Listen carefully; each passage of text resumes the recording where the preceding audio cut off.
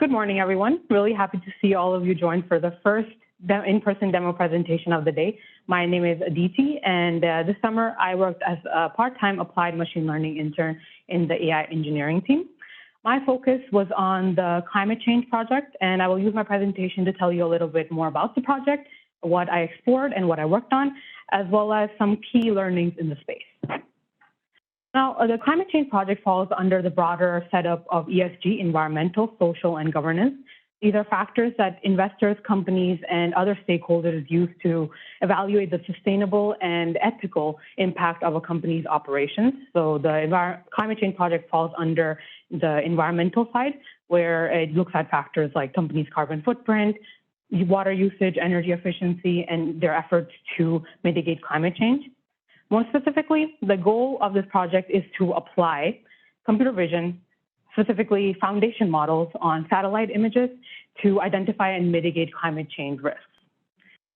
So for the general setup, sponsors have been invited to bring their own use cases and data sets to develop or co-develop open source solutions to be used for making financial and environmental mitigating these risks with financial and climate-related issues, as well as contributing to the fight against climate change.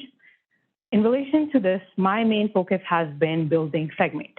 Over the summer, SegMate has evolved into this open source toolkit for users to easily access and make use of state-of-the-art models for segmentation on satellite images.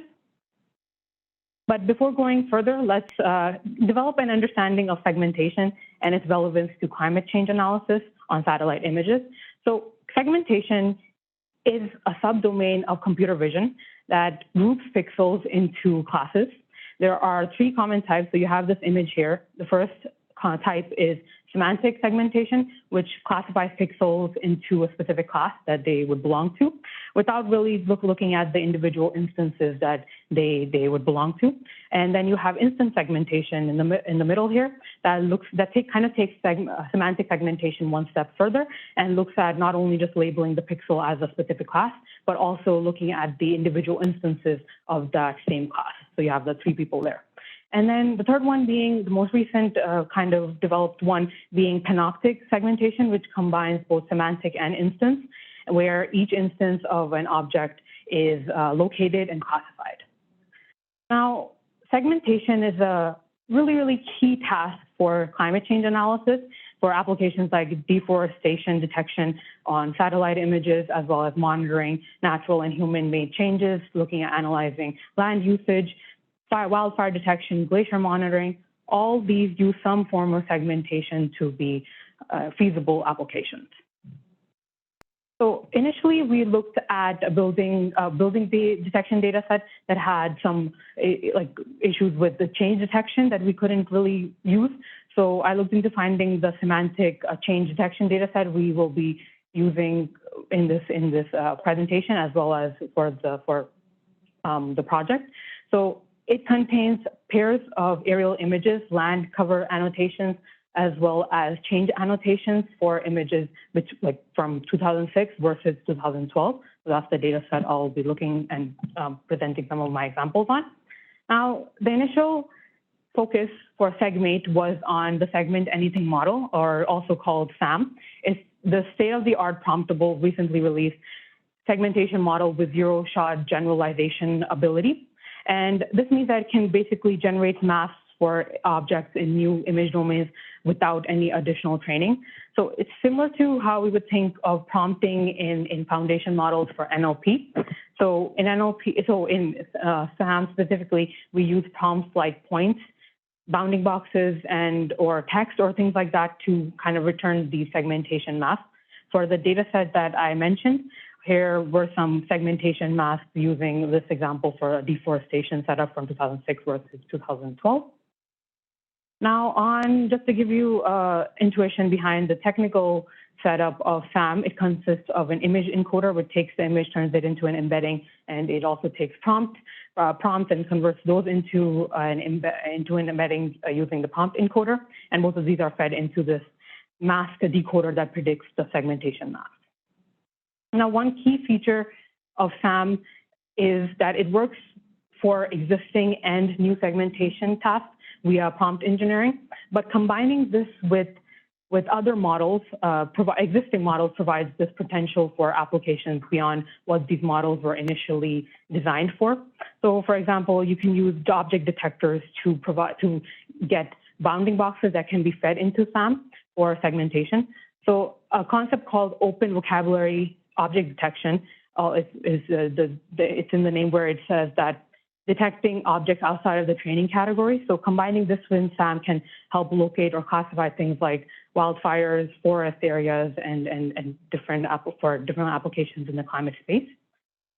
Now, SAM and object detector called Grounding Dino was already being implemented when I joined the project. So I looked at testing its feasibility and functionality from SegMate. But to kind of explore more object detectors and add them, I explored our VIT, which is a vision transformer for open world localization for getting bounding boxes and inputting them into SAM for segmentation. I also looked at something called OV-Seg, which is Open Vocabulary Semantic Segmentation. So it's a full setup of object detection as well as segmentation that doesn't use SAM. But both these models didn't really perform visually well for satellite images since they were really trained on everyday scenes and they couldn't be generalizable enough for satellite images. So for the time being, they were scrapped from SegMate for the time being. But from there, I kind of shifted my focus to looking at ODISE. It's called Open-Vocabulary Panoptic Segmentation with the Text-to-Image Diffusion Models by NVIDIA Labs. And it was also featured in CVPR this year. And it is the second model that I'm adding to the SegMate for SegMate toolkit. Now, breaking down the intuition behind how ODISE works is in the past year, we've kind of seen text-to-image diffusion models like Stable Diffusion generate really high quality images for like open vocabulary description. So give it any description, it produces a great image. So this leads to this idea of these models have this internal representation that can be generalizable to open concepts in the real world. So taking that idea, and then as well as text-image discriminative models like CLIP are great at classifying images into like open vocabulary classes. So the authors of ODISE really leverage both these ideas to perform detailed panoptic segmentation on any object, even categories outside of the training classes. So diving a little bit into how the inference pipeline really works. So the image encoder and the text encoder here come from the text image discriminative model, something like CLIP. And then the input image is encoded using the image encoder. And the image and the input, the image and the embedding are input to this text-to-image diffusion model, whose output is then sent to this mask generator that produces class-agnostic binary masks, which are masks that don't really have a correlated class yet, and mask embeddings. But to kind of start classifying these masks, so the model looks at applying this similarity function on the text embeddings from the text encoder on the category classes that we're looking for, and on the mask embeddings that are produced. And so then there's also this pooling setup, which looks at taking features from the image encoder and producing these new set of mask encodings that are combined with the text embeddings. And at the end, we have this prediction setup that takes in the diffusion model, which is the dark blue solid path, and the discriminant model, and it's kind of joined together to predict the class with the maximum probability. That's just a high-level setup of how ODISE works. But looking at SegMate specifically, so this has been added to SegMate at this stage. And so some of the results with the example that I showed before on deforestation, we have that in just inputting like dirt, grass, and tree, it can figure out, okay, there's more grass towards the 2012 map, trees have kind of been removed. So just to finish things off here, some of my key takeaways from this internship, I used to feel quite intimidated by large code bases because I used to have trouble like understanding what thing connects to what. but kind of looking at multiple large code bases this summer, and we're experimenting with them as well as contributing to open source SegMate has helped me build more confidence moving forward with large code bases, as well as working with the teammates from the AI engineering team. I have kind of kept developing my good code practices like documentation, commenting, and then also setting up like different environments, as well as working on a vector cluster, and like integrating models into SegMate has helped me like with error handling, develop those skills in that, and then set up as well, which as many programmers would say take the longest time. So hopefully I can start moving forward with better skills there.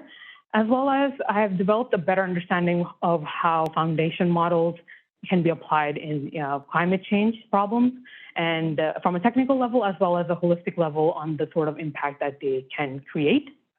And so the holistic level, so the impact, and analyze that impact, and moving forward, keep developing my understanding of it.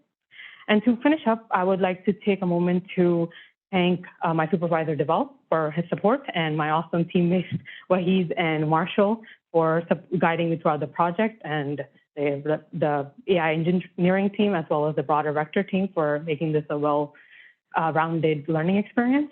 Thank you, and happy to take questions.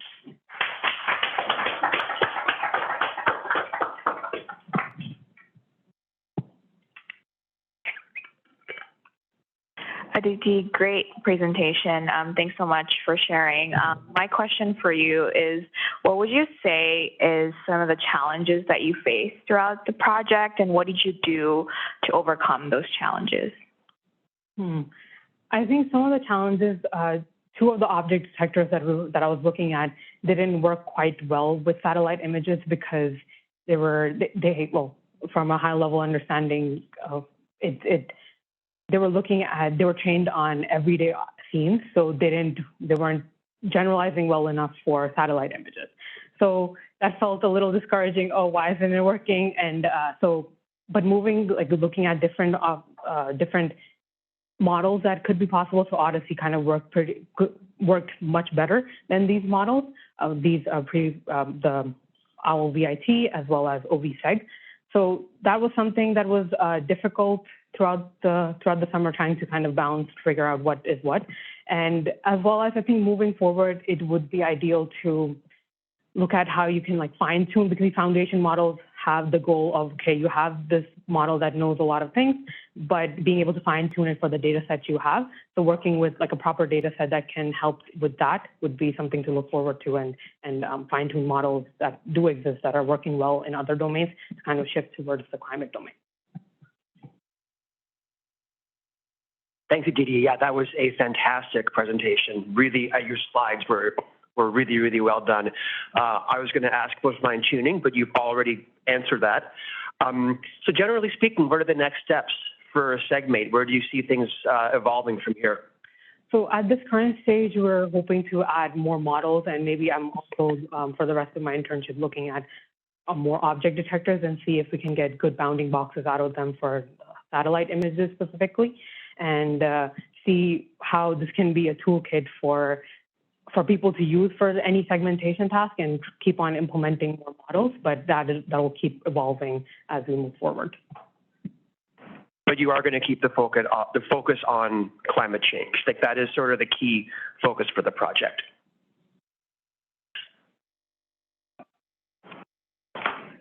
Thanks for the presentation.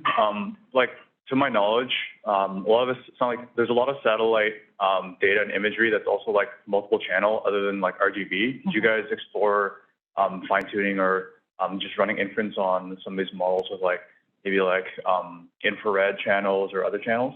Yeah, so there are like hyperspectral and multispectral satellite imagery.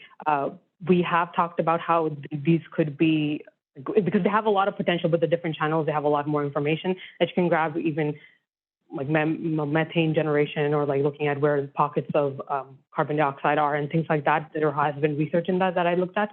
But at this stage, we are still looking for a specific data set that we can use in this space. And so that would be like the next steps to kind of keep looking for a data set that first figuring out the RGB stuff that we are working with, and then move forward next step towards more hyperspectral or multispectral imagery to get more information from the imagery itself. So that would be the next steps, I would say. Makes sense. Thank you. Great presentation. I have a question for you, and it's more about, based on your experience, the computational resources for you during that moment for inference, and if you were even like exploring potential fine-tuning, how was your experience there? Because that would be my part one, and part two is, how do you think, if that is, it could be a potential constraint, how do you think people should use it, right? Or how do you see them using it? I'll be completely honest here. That's something that I've really thought about, but haven't really looked enough into. And I think that should be something for me to, like, and I hope that would be one of my goals, to kind of figure out how much impact these models are creating, like learn more about that space, because I know it's like a concern, especially if we start talking about machine learning for climate change, like how much is it really making a difference versus what, like, based on the models that we are using, and is it making a negative impact or a positive impact in kind of seeing that out. And I don't have the right answer here because I haven't looked enough into it, but I hope to look more into it. And based on that, I would say is like a moving step forward where you kind of want to balance the two at the same time, because you can't really models that create a negative impact that are used for climate change, but they don't really offset the entire setup that you have. So that's something that I would need to look into.